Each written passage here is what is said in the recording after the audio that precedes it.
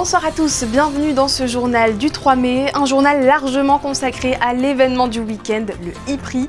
Vous l'avez vécu en direct sur Monaco Info, la 8e édition a été remportée par Oliver Roland.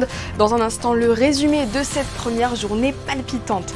Les rues de la Principauté se sont noircies de monde pour assister aux courses. Pour les fans, tout un village a été installé avec entre autres un espace gaming avec des simulateurs e-sports Formule E pour se sentir comme sur la piste. Nous serons en duplex avec Mylène d'Orange, créatrice de contenu et journaliste pour la chaîne L'équipe, pour qui l'escale monégasque a une saveur toute particulière, avant de mettre le cap sur l'Espagne où notre envoyé spécial reviendra sur la défaite de la Roca Team face à Barcelone. La qualification pour le Final Four de l'Euroleague se jouera au match 5 à Gaston-Médecin. Et puis nous recevrons Caroline Rodriguez, responsable développement pour la marque Pure, pour parler d'un tout autre sujet, le boom des compléments alimentaires.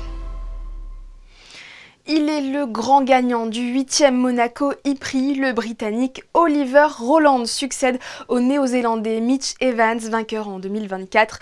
Grâce à cette 3e victoire cette saison, le pilote Nissan augmente son avance en tête du championnat. Frédéric Elion.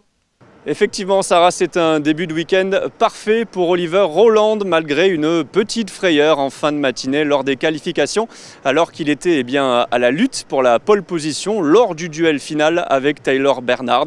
Il s'est raté au premier freinage à Sainte-Dévote et il a envoyé sa monoplace dans le mur, un incident sans conséquence puisqu'il a donc ensuite remporté cet après-midi la 6e course de sa carrière en Formula E, au terme d'une course justement parfaitement maîtrisée et grâce à une stratégie impeccable de Nissan et une très bonne gestion des attaques mode, notamment lors du deuxième qu'il a utilisé en toute fin de course et qui lui a permis de fondre sur les concurrents devant lui.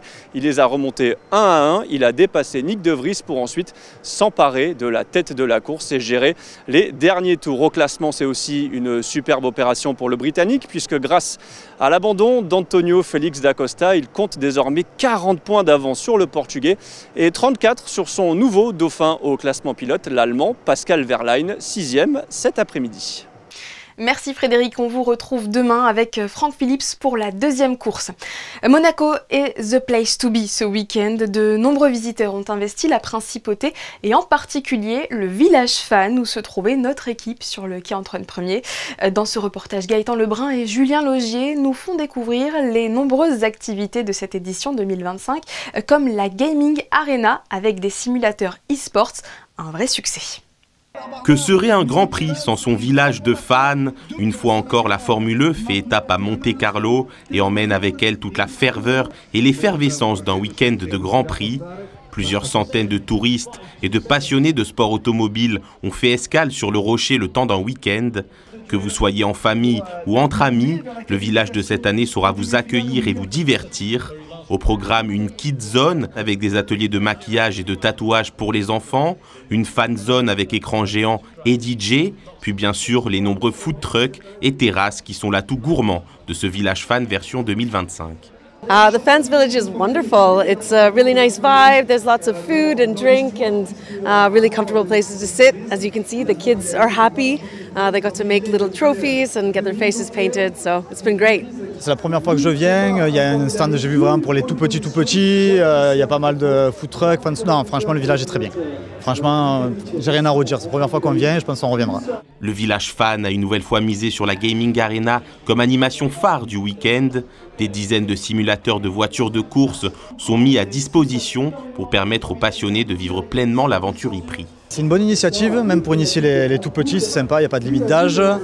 Niveau sensation, c'est sympa. C'est vrai que c'est pas évident et on se rend compte que quand même c'est sacrément physique et c'est un sacré sport et qu'il y a des années de conduite derrière et c'est pas n'importe qui peut s'amuser à conduire une Formule E ou même une Formule 1.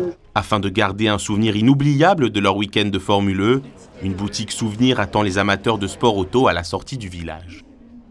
Sachez que l'entrée est gratuite et ouverte à tous et que le village sera ouvert demain encore à partir de 9 h et jusqu'à 18 h 30. Il est l'heure d'accueillir une personnalité que vous suivez peut-être sur les réseaux sociaux si vous êtes amateur de sport automobile.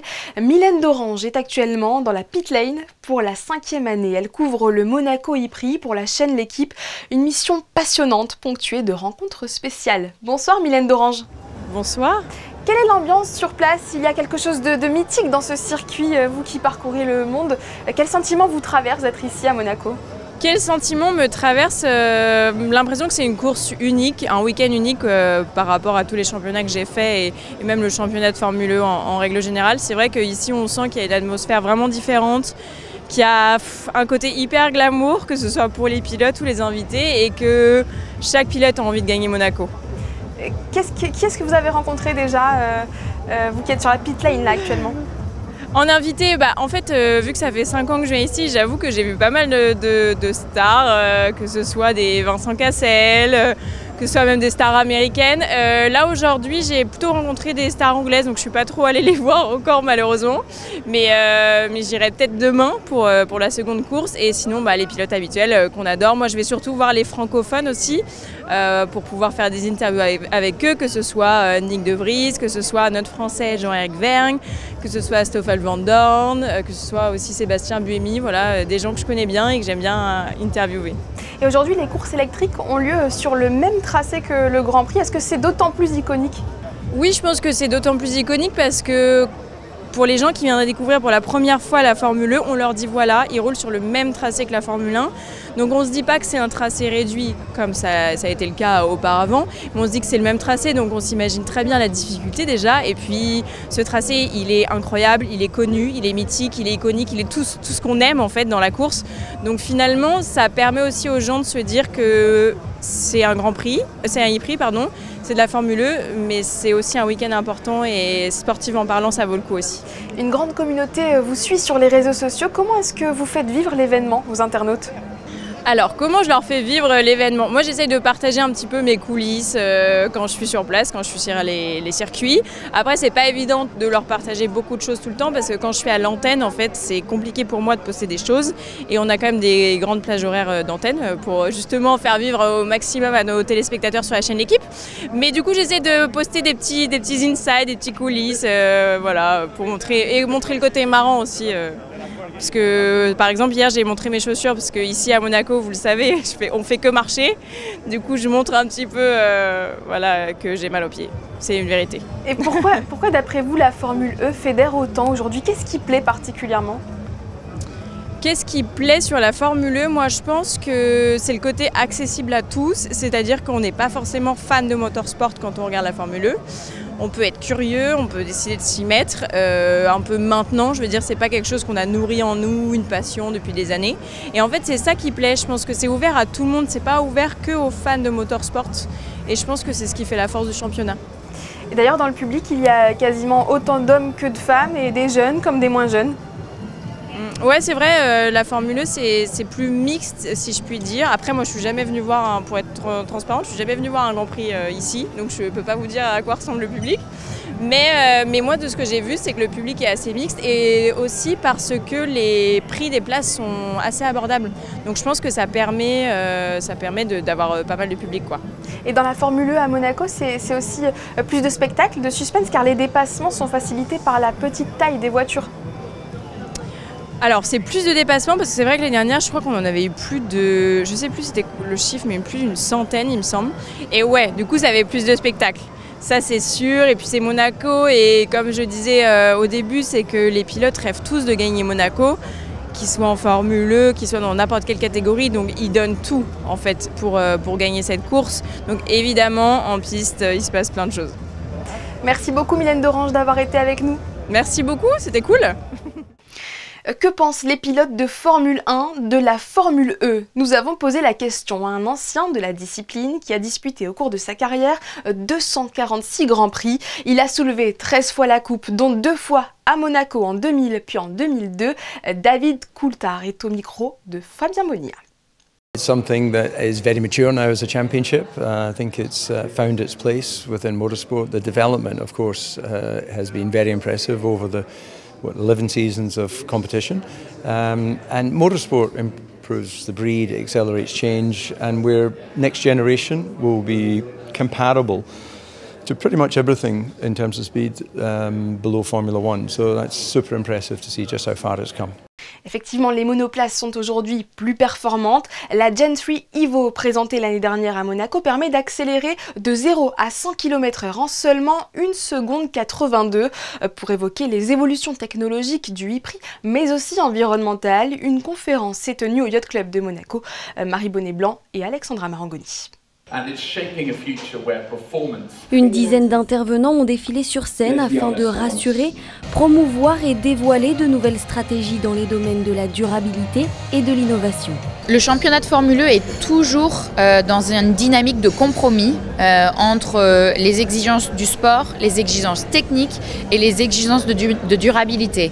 Et la voiture, c'est probablement le parfait exemple où on a une voiture qui est de plus en plus performante du point de vue sportif, l'accélération de 0 à 100 km/h en 1 seconde 8, 30% plus rapide que la F1. La durabilité de la voiture du point de vue des pneus, du châssis, des batteries qui ne cesse d'augmenter et du coup une performance technique globale qui s'améliore de génération en génération de la voiture. Et c'est ça en fait le pouvoir de la Formule 1, c'est qu'en fait on est tous capables de faire des compromis mais dans la progression. L'objectif, informer et convaincre investisseurs, mais aussi curieux. Pour ça, qui de mieux qu'une écurie afin d'expliquer tout le changement positif dans le sport grâce à l'électrique. Essentiellement, maintenant, toute la partie de gestion de la batterie, c'est l'exemple que je donne toujours, mais qui est très facile à comprendre. Si vous utilisez beaucoup votre téléphone, vous remarquez très vite qu'il y a deux choses qui se passent, c'est qu'il va chauffer, il va être moins performant et la batterie va réduire très vite. Et donc ça, c'est une des contraintes qu'on a eues depuis le début de la Formule I. On a dû mettre des choses en place via les softwares, via différentes choses, pour refroidir ces batteries et leur permettre d'être efficaces sur une plus grande durée. Aujourd'hui, une Formule I est capable de régénérer 600 kW d'énergie. Et grâce à cette technologie qui a été développée en Formule I, les constructeurs réussissent maintenant à, sur la voiture de tous les jours, régénérer jusqu'à 400 kW. Et ça, c'est vraiment quelque chose qui a été développé en Formule I et qui a été ensuite appliqué dans la voiture de tous les jours. Une conférence où le but était d'évoquer les améliorations possibles grâce aux données et à l'IA, et puis faire découvrir le parcours concret d'entrepreneurs qui façonnent l'avenir grâce à la technologie. Et avant que ne s'élancent les monoplaces hier, ce sont des véhicules pour le moins originaux, conçus à partir de pièges à souris qui se sont disputés la victoire dans le tunnel Riva. C'était la 12e édition du Mousetrap Grand Prix, avec en compétition des jeunes venus d'Europe et même d'Afrique. Reportage signé Patricia Navarro, Thomas Deus et Cléa Renaud. C'est le rendez-vous de l'ingéniosité. La Mousetrap Race, qui fête cette année ses 12 ans, est une épreuve insolite qui met des jeunes lycéens ou élèves ingénieurs au défi de créer de petites voitures dont la base imposée est un piège à souris. Et cette année, plus de 30 équipes se sont affrontées dans 3 catégories. L'accélération pour la distance parcourue le plus rapidement possible, Advance pour un mécanisme qui permet d'avancer sur 5 mètres puis de reculer, et enfin la régularité qui demande de parcourir 10 mètres en 7 secondes ou de s'en approcher le plus. Lo scopo principale era quello di collegare una parte di educazione teorica, quindi una promozione della scienza ma anche dell'ingegneria, perché dalla teoria bisogna passare alla pratica e costruire qualcosa che funziona, perché questa è l'ingegneria e in effetti arrivare ad un prodotto che funziona. Quindi, e l'altra cosa, il secondo obiettivo, era quello di arrivare ad insegnare, a istruire e a divertirsi, perché quando c'è divertimento e passione, allora veramente si impara.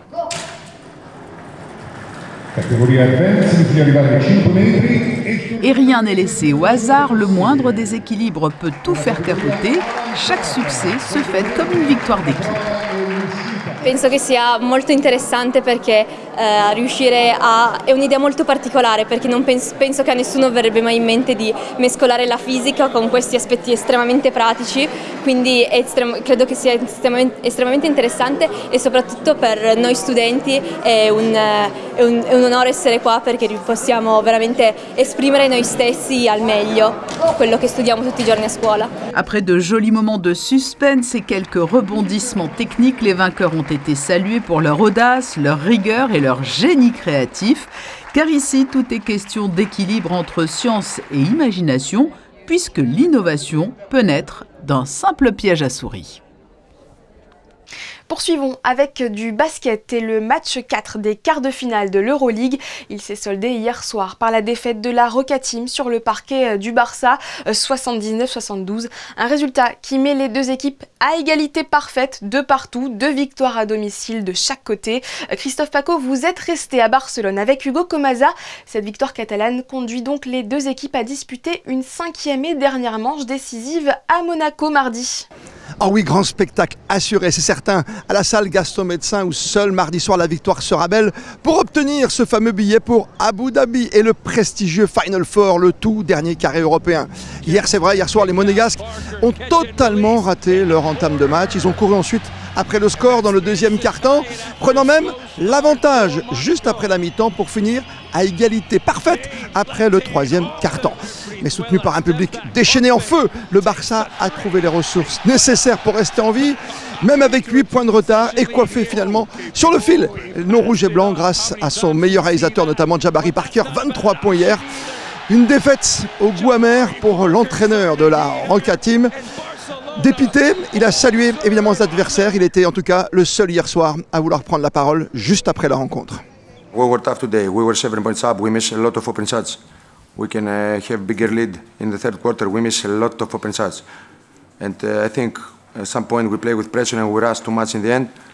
But, you know, I see now, you know, Barca score. We play great defense for me. We have 5th game and, you know, this is elimination game for both teams and I hope to be better on Tuesday to win this game. Oui, et du côté des supporters, hein, le coup a été dur à encaisser, c'est vrai. Après un duel quand même de haute lignée, avec un score de Paris, on le rappelle, 58-58 à la fin du troisième quart-temps, avant de craquer dans la dernière manche. Performance teintée de regret, mais avec tout de même plein de raisons d'y croire encore, après un match d'une telle intensité ici au pays catalan. Écoutez les supporters. Bien sûr qu'il y a de l'espoir. Il y a un 5e match à jouer et ça va le faire, ils vont passer. Vous avez aimé le petit 58-58 ? Petit 58-58, ça a redonné de l'espoir. Ah bah oui. Ah bah oui. Ah bah ça nous a fait vibrer, on était encore excités sur le terrain. On vous a pas beaucoup entendu par rapport au... non ? C'est vrai qu'ils se cantent beaucoup, ils crient beaucoup, ils sifflent beaucoup sur les arbitres. C'était pas correct même certains gestes à la mi-temps. En défense c'était mieux. Après en attaque il y a encore des efforts à faire. On va y arriver à le faire ce Final Four à nouveau. Bah, bien sûr qu'on va y arriver, 5 matchs et voilà, direction Abu Dhabi. Vous arrivez d'où là ? De Nantes. De Nantes pour voir Monaco ? Oui. 1000 km. Qu'est-ce que vous pensez de ce match ? Vous êtes déçu ? Il y a de la confiance, qu'est-ce qui vous reste ? Il y a de la confiance pour ce match et je crois qu'ils vont y arriver. Bon, là c'est égalité et puis on mise tout sur la victoire à Gaston Médecin. Hein. Allez Monaco! Allez Roca Team!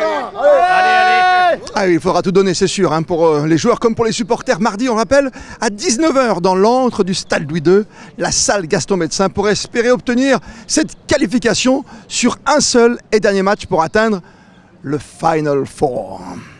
Merci Christophe, et lundi, veille du match, gros plan sur ce challenge qui attend la Roca Team avec nos experts du basket à 19h30 sur Monaco Info.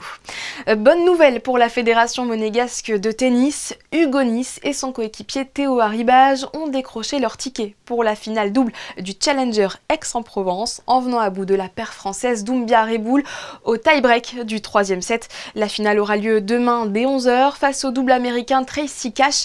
Hier en revanche, l'aventure aixoise s'est arrêtée pour Valentin Vachereau en quart de finale du simple. Le monégasque a été éliminé face au croate Borna Gojo 6-2, 6-3. Vous êtes nombreux à en consommer pour améliorer votre sommeil ou encore renforcer votre système immunitaire. Le marché des compléments alimentaires est en plein essor, mais il fait aussi l'objet de défiance. Pour démêler le vrai du faux, nous sommes avec Caroline Rodriguez, responsable développement de la marque Cure. Bonsoir. Bonsoir. Que recoupe le terme de compléments alimentaires ? On peut les acheter en pharmacie, mais ce ne sont pas tout à fait des médicaments. Alors non, et d'ailleurs ils sont surtout pas à confondre avec les médicaments. Donc les compléments alimentaires, c'est des produits qui sont là pour, comme leur nom l'indique, compléter l'alimentation. Ils viennent en fait optimiser plutôt l'état de santé. Et surtout pas traiter des maladies. Donc, ils sont composés majoritairement de nutriments, donc des vitamines, des minéraux, mais aussi de plantes, de probiotiques ou des acides gras comme les oméga 3. On peut en prendre en cas de carence. Quelles sont nos principales carences justement? Elles sont souvent liées, souvent différentes en fonction des saisons. En fonction des saisons, oui, en fonction du mode de vie, en fonction des périodes de vie également. Quand on est en période de préconception ou pendant la grossesse, notamment, on a des besoins accrus, notamment en vitamine B9, en folate. Quand on est sportif, on a également des besoins plus accrus en magnésium pour les muscles. Au changement de saison, donc pendant toute la période de l'hiver, il y a beaucoup de personnes qui sont, alors pas forcément jusqu'à la carence, mais en tout cas qui ont un gros manque de vitamine D, ce qui est très important pour les os et pour l'immunité. Donc voilà, ça dépend vraiment de tout ça. Donc vous le confirmez, on peut prendre des compléments alimentaires même quand tout va bien. Ah oui, tout à fait. Même quand tout va bien, puisque dans tous les cas, tout peut être optimisé. Donc c'est vrai qu'aujourd'hui, avec le mode de vie qu'on a, le manque de sommeil, le stress, moins d'activité sportive, plus de sédentarité aussi, on n'a pas en général un mode de vie qui est optimisé. Mais dans l'alimentation aussi, hein, par rapport à il y a une cinquantaine d'années, il y a plusieurs études qui montrent que les sols sont plus dénutris, avec notamment l'agriculture intensive. Et donc, on retrouve plus le même pourcentage en fait en nutriments dans les aliments que ce que consommaient nos grands-parents, nos arrière-grands-parents. Et la grande mode en ce moment, le collagène sous différentes formes a envahi les rayons. À quoi ça sert et est-ce que son efficacité est prouvée? Alors, le collagène, ça sert à plusieurs choses. Donc, c'est souvent utilisé soit chez les sportifs, notamment pour les articulations, soit chez les personnes qui souhaitent prendre soin de leur peau, puisque en fait, avec le vieillissement et notamment à partir de 25 ans, la production naturelle de collagène diminue fortement. Et donc, on connaît déjà, hein, bien sûr, les crèmes de collagène qui existent depuis un moment. Et maintenant, il est possible, du coup, d'en prendre un complément alimentaire. L'efficacité, alors je dirais qu'elle varie des compléments alimentaires en question. Il y a de très bonnes marques, de très bonnes sources, et il y en a qui fonctionnent mieux que d'autres.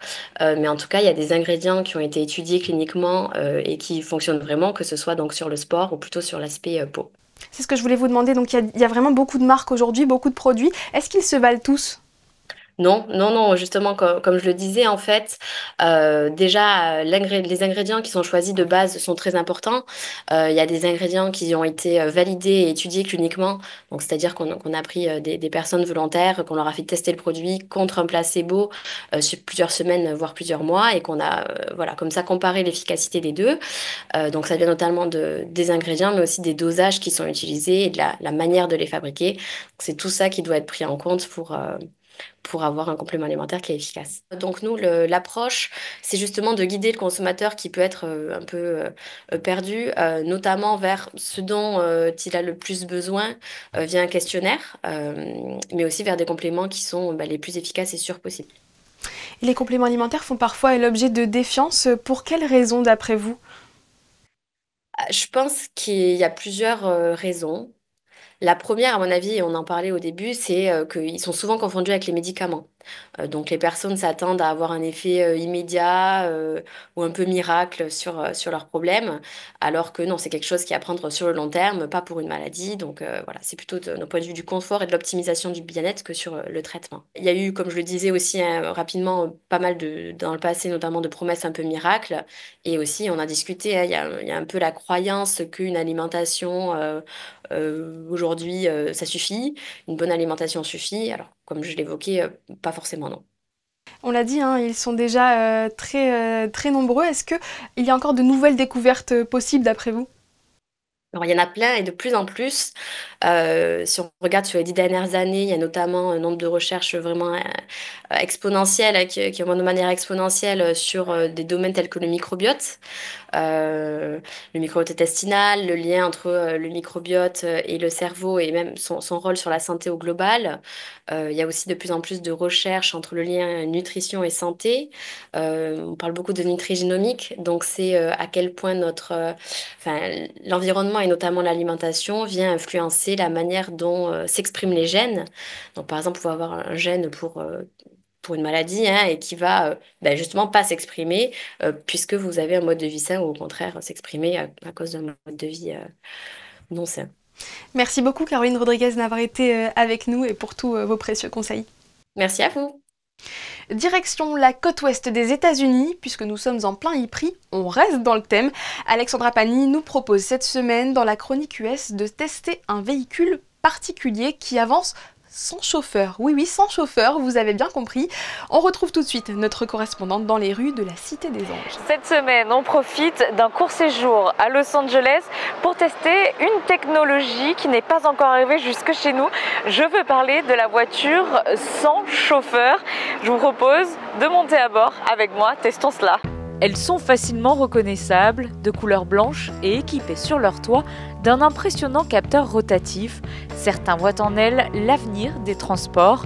La firme américaine Waymo est la seule pour l'heure à proposer ces véhicules autonomes de niveau 4, c'est-à-dire qui se déplacent sans aucune intervention humaine, mais dans des limites géographiques définies.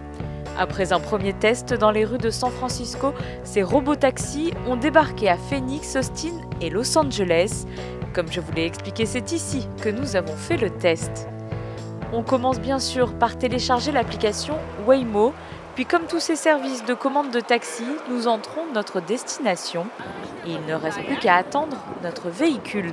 Nous avons dû être patients, car bien qu'il soit plus d'une centaine à parcourir les rues de la Cité des Anges, le nôtre a mis plus de 10 minutes à arriver. Notre taxi autonome est là, il se gare sur le côté pour ne pas perturber la circulation. Nous devons déverrouiller le véhicule grâce à l'application, puis nous montons à bord. Une fois installé, il faut enclencher la ceinture de sécurité, puis toujours à l'aide de l'application, donner l'ordre au véhicule de débuter la course. Comme on peut le voir sur les images, personne ne se trouve derrière le volant. Et pourtant, la voiture s'insère sans problème dans la circulation dense de Los Angeles. À l'intérieur de l'habitacle, tout est propre et sent bon. Je peux choisir grâce à l'écran tactile la température et la musique que je désire. Pour l'instant disponible uniquement dans 4 villes américaines, ce service arrivera sur la côte est des États-Unis d'ici quelques mois avec Atlanta et Miami, puis la capitale, Washington DC, qui vient d'être annoncée pour 2026. La course pour nous se termine, il est temps de sortir de ce véhicule futuriste. Retour d'expérience, ça y est, c'est terminé. Le trajet était court. Je n'ai pas été très courageuse, mais effectivement, cela ne fait pas peur du tout, finalement, lorsque l'on est à bord. La conduite était plutôt souple. Ça reste encore étrange de n'avoir personne à côté de nous, derrière le volant. Mais qui sait, on s'y fera peut-être très vite. On a hâte de pouvoir tester nous aussi, peut-être prochainement, à Monaco. Cette édition touche à sa fin et nous la clôturons comme nous l'avons ouverte avec l'événement du week-end à Monaco, le 8e Ypres, remporté, on le rappelle, par Oliver Roland, vu dans l'œil de Manuel Vitali. Ne manquez pas les temps forts de cette première journée dans les experts à la suite de ce journal et puis bien sûr le 9e Ypres à suivre sur notre antenne demain en direct dès 8h30 avec les essais libres. Le départ de la course est prévu comme aujourd'hui à 15h. Belle soirée à tous sur Monaco Info. Pour ma part, je vous donne rendez-vous demain à 18h30.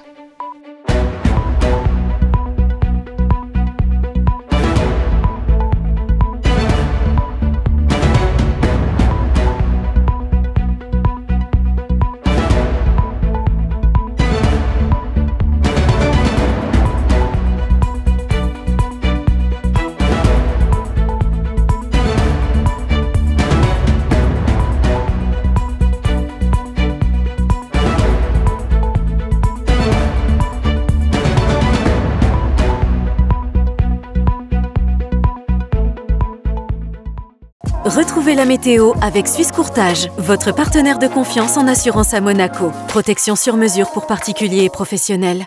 Bonsoir à tous, je suis ravie de vous retrouver afin de faire le point sur le temps de demain. Le soleil va laisser place à de nombreuses averses, une fin de week-end pluvieuse avec des températures néanmoins plutôt 12-18 degrés dans la matinée et 19 degrés dans l'après-midi.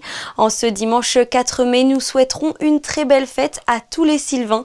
Ce sera l'occasion également de faire un clin d'œil à tous les fans de Star Wars car c'est une journée qui leur est dédiée. C'était la météo avec Suisse Courtage, votre partenaire de confiance en assurance à Monaco. Protection sur mesure pour particuliers et professionnels.